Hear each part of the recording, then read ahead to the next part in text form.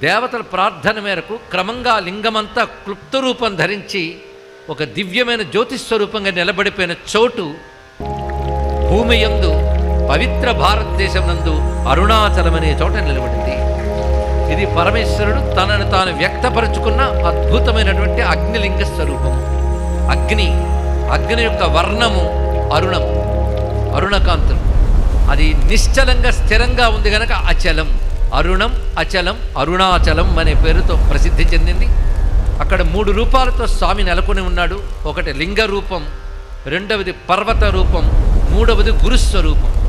మొదటి 2 సామాన్యులు కూడా చూడగలరు, కానీ మూడవది సామాన్యులకు దర్శనం కాదు.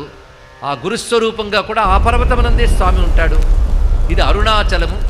అరుణాచలం అనే పేరే శివుని పేరైనది. అరుణము, అచలము. అరుణం అనేది తేజస్సు, అచలం అనేది స్థిరత్వం. శివుడు